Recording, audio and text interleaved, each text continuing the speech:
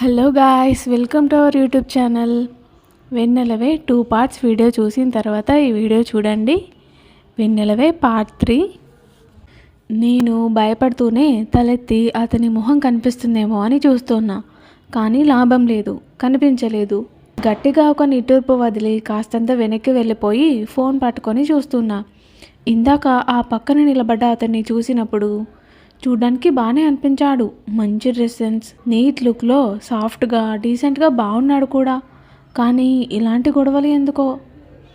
నేను అబ్బాయిలని చూడడమే తక్కువ, అందులోనూ చూడగానే ఇంత డీసెంట్గా కనిపించిన మొదటి పర్సన్. కానీ ఏం చేస్తాం, అరగంట కూడా అవ్వకుండానే అసలు క్యారెక్టర్ బయట పెట్టేశాడు. నేను ఇలా మనసులో అనుకుంటున్నానో లేదో అప్పుడే పిలిచింది ఇందాక చూసిన సీనియర్ అక్క.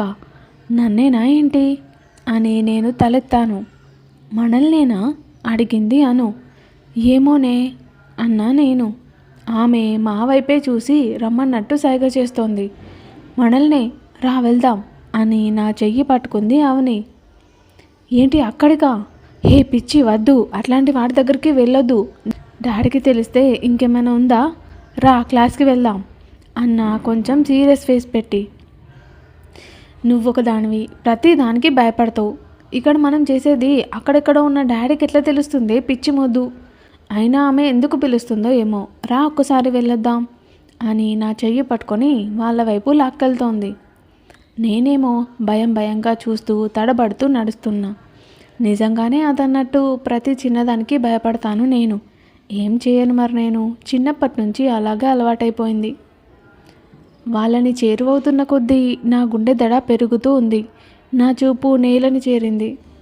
మేము కాస్త దూరంగా ఉండగానే ఆ అక్క వచ్చి మా చేతికి బ్యాగ్స్ అందించింది. అమ్మయ్యా అనుకున్నా. కాలేజ్ బ్యాగ్స్ వాళ్ళవే అయ్యుంటాయి. ఇవి తీసుకెళ్ళి 2nd ఫ్లోర్ రూమ్ నెంబర్ 14లో పెట్టండి అంది మా వైపు చూస్తూ. మొత్తంగా 6 బ్యాగ్స్, నేను 3, అవని 3 తీసుకున్నాము. అప్పటికే మా బ్యాగ్స్తో కలిపి 4 అయ్యాయి. వాటిని పట్టుకొని అడుగు వెనక్కి వేస్తుండగా సడన్గా నా చూపు ఆగిపోయింది అతని దగ్గర. మోచేతి వరకు మడిచిపెట్టి ఉన్న నేవీ బ్లూ చొక్కా, కట్టున్న ఎడం చేతికి బ్లాక్ వాచ్, మెడలో ఓ చైన్, పై 2 బటన్స్ ఓపెన్ చేసి ఉన్నాయి. గడ్డం అయితే దేవదాస్ని మించిపోయింది. గుటకలు మింగుతూ కొంచెం పూర్తిగా చూశాను అతన్ని. అదే నేను సూర్యాని మొదటిసారి చూడ్డం. అచ్చంగా సూర్యుడిలాగే ఉన్నాడు. ఎర్రని అగ్నిగోళంలా కోపంతో ఊగిపోతూ, మాటల్లో మంటలు పుట్టిస్తూ, కళ్ళల్లో నిప్పులు చెరుగుతూ, చూసిన వాళ్ళని కాల్చేసేలా, ముట్టుకున్న వాళ్ళని మార్చేసేలా. అప్పుడు ఊహించానా నేను, ఆ మొహాన్ని తప్ప నేను వేరే మొహాన్ని చూడలేని రోజంటూ ఒకటి వస్తుంది అని. అప్పుడు మళ్ళీ నా కళ్ళకి వాడు తప్ప ఇంకెవ్వరూ కనిపించలేరు అని. అప్పుడే ఏయ్ అని అరిచిన అతని అరుపుకి ఒక్కసారిగా అదిరిపడి చేతిలోని బ్యాగ్స్ వదిలేశాను. అదే పిలుపు మళ్ళీ నా చెవుల్లో వినిపించగానే దడుచుకొని వెంటనే ఈ లోకంలోకి వచ్చి అతని మీదున్న చేతులు తీసేసి ఆమడ దూరం జరిగి కూర్చున్నా. బైక్ మీద వర్షంలో ఉన్నాం ఇప్పుడు. ఆ రోజు నా లైఫ్లో లేకపోయి ఉండుంటే మేబీ నాకు ఈరోజు వచ్చేది కాదేమో. ఆ తర్వాత 10 నిమిషాలకి బైక్ ఓ ఇంట్లోకి వెళ్ళింది. చూడగానే తెలిసిపోతోంది ఎన్నో ఏండ్ల క్రిందటి ఇల్లు అది అని. అంతే పెద్దగా అద్భుతంగా ఉంది కూడా. ఇంటి ముందు 100 మంది మనుషులు పట్టేంత ఖాళీ ప్రదేశంతో పాటు చల్లని గాలి కోసం పెంచుకునే కొబ్బరి చెట్లు, అరటి చెట్లు, చెరుకు, మొక్కజొన్న, కూరగాయ మొక్కలు, మామిడి, ఇలా చాలా రకాల చెట్లున్నాయి అక్కడ. గేదెలు, ఆవులు కూడా ఉన్నాయి. అన్నింటినీ కళ్ళు పెద్దవి చేసి మరీ చూస్తూనే ఉన్నాను. కానీ ఇక్కడికి ఎందుకు వచ్చామో అని కూడా తెలీదు నాకు. అతన్ని అడగలేను కూడా. బైక్ ఆగిపోయింది. తల మొత్తం తిప్పకుండా సగం మాత్రం తిప్పాడు నా వైపు. దిగాను నేను, అతను కూడా దిగాడు. బాగా అర్థం చేసుకున్నా కదా. నా కుడి చేయి పట్టుకున్నాడు. అతను నన్ను తాకడం నాకు కొత్తగా ఉంది. ఈ ఫీలింగ్, భయం, కంగారు, అలజడి అన్నీ కలగలిపిన ఒక అనుభూతి. అచ్చం ఎప్పట్లాగే. ఎందుకో మనసంతా ఏదోలా అయిపోయింది. నన్ను పట్టుకొని తీసుకెళ్తున్నాడు తలుపు వైపు. తడిపేస్తున్న వర్షాన్ని కూడా పట్టించుకోకుండా టపటపమని రెప్పలు ఆర్పుతూ అనుసరించాను అతన్ని. ఇక్కడికి ఎందుకు తీసుకొచ్చాడో తెలియక లోపల భయం మాత్రం అలాగే ఉండిపోయింది. తలుపు కొట్టాడు. 2 సార్లు, 3 సార్లు, 4 సార్లు అలా ఆగకుండా కొడుతూనే ఉన్నాడు. అది కోపమో చిరాకో ఇంకేదో మరి. అప్పుడే ఎవరో వచ్చి తలుపు తెరిచారు, ఏమాత్రం విసుక్కోకుండా. 50-60 మధ్య వయసున్న ఒక పెద్ద ఆవిడ. ఆవిడ రాగానే ఆవిడని కాకుండా పక్కకు చూస్తున్నాడు నా చెయ్యి పట్టుకున్న అతను. నాకు ఏం అర్థం కావట్లేదు కూడా. ఈ సమయంలో ఎవరొచ్చారు వసుంధర? లోపలి నుంచి వచ్చిందో శబ్దం. ఆవిడ భర్త అయ్యుంటాడు ఆయన. ఆవిడ తేరిపారా చూస్తోంది ఇద్దరిని. నాకు మాత్రం కంగారుగా ఉంది, వాళ్ళెవరో కూడా తెలియక.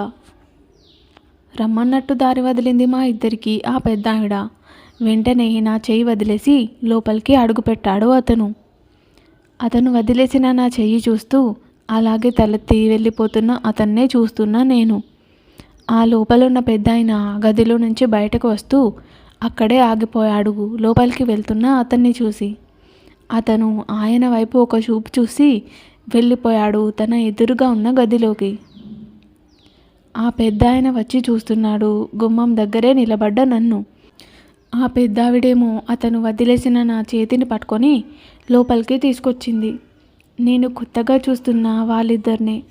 ఆవిడ తలుపు మూసి గదిలోకి వెళ్ళి టవల్ తీసుకొని వచ్చి ఇచ్చింది.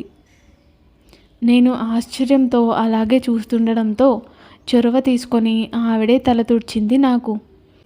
ఎవరు వీళ్ళు? ఎక్కడికి తీసుకొచ్చారు నన్ను? మనసులో పరిపరి విధాలుగా ఆలోచిస్తూ ఉన్నా నేను. మళ్ళీ వెళ్ళి ఒక కవర్ తీసుకువచ్చి నా చేతికి అందించింది ఆమె. ఓ గది వైపు చూపించింది. ఏం మాట్లాడలేదు, కానీ ఆమె ఇంటెన్షన్ అర్థమైంది నాకు. నెమ్మదిగా ఆ గది వైపుకు నడిచాను. గది లోపలికెళ్ళి గడియ పెట్టుకున్నాను అంతే. కంటికి చీకటి వచ్చినట్టు అయ్యి స్విచ్ బోర్డ్ వెతికి లైట్ వేశాను.